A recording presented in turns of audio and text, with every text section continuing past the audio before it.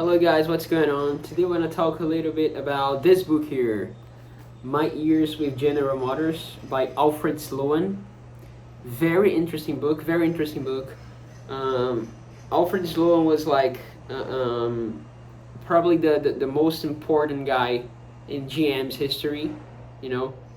Uh, um, he was a CEO uh, um, of the company during the years that they became like the greatest of the greatest in the automobile industry, and they not only were just in the context of the the increase in size of the automobile industry, but they were also very active in making the industry become what they became what they be oh my god to they were very active in helping the industry to become what they had become. So that's very what they had became. So that's very interesting, and it's a similar in genre than with Sam Walton Made in America and Phil Knight Shoe Dog. But the difference is that this book is a bit more, not a bit more, I would say way more deeper, way more deeper. He gives very good examples and numbers and statistics and clear descriptions of how things worked in a more professional way, I would say. And he quotes a lot of letters and resolutions and notes from reunions and all that from that time. So it's a more mature book than Phil Knight's book and then Sam Walton's book. But at the same moment, it's not hard to read at all. Anyone can read this book. And apart from that, if you are planning to work as a manager or plan to be a manager in the future, or not necessarily a manager, but to how can I say, manage people, a team, for example, this book's gonna be very good for you. Very good for you, because this guy was doing the things that nowadays people keep on talking about, but he did like 100 years ago, 80, 90, 100 years ago. That's insane, and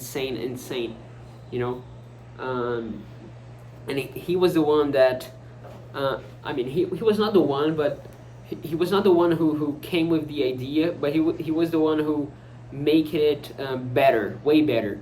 The idea of decentralization, which is the opposite of centralization that Ford would do, and he talks about decentralization and how this is important, very important in an organization.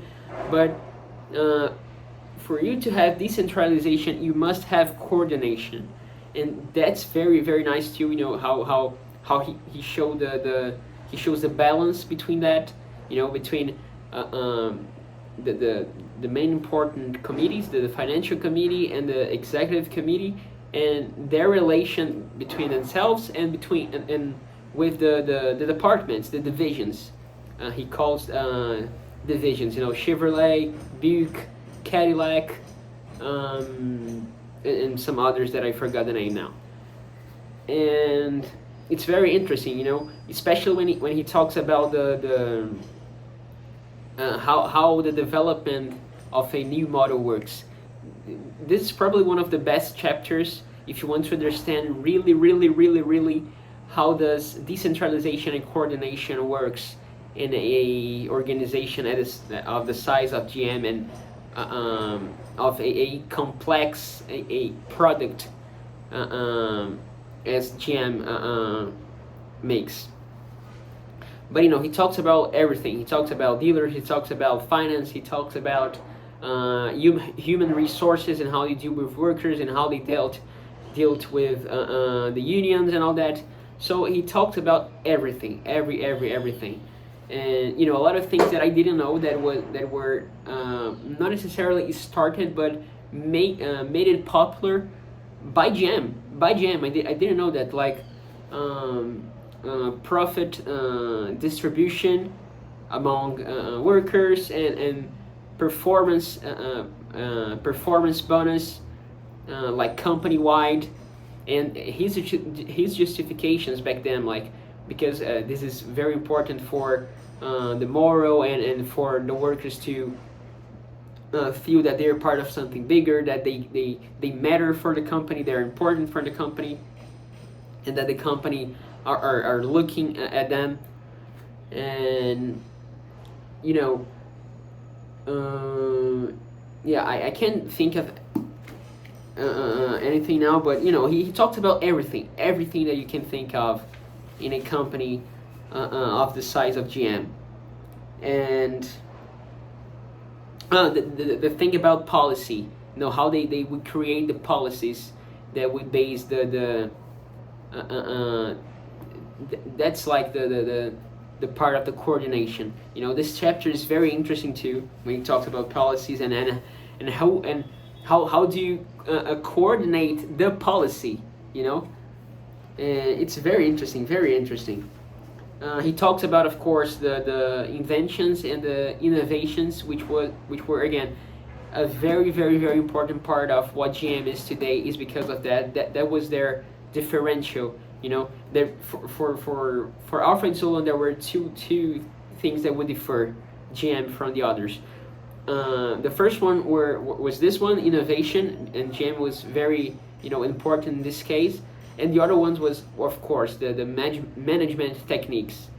So yeah, that was it. Very interesting book. Very interesting book. I'm certainly I'm not gonna read like the whole book again. I don't think it's necessary. At least not for now, or for, you know, the next, I don't know, 3 years or something. But it's very, very good for you to, you know, open once in a while to get some ideas, you know, to stimulate your imagination and your thoughts. It's very interesting in this regard. So yeah, guys, that's it. Feel free to let your opinion on the comment section, what you think about this video, and what you think about this book, if you have ever read it. Okay, bye bye, guys, see you.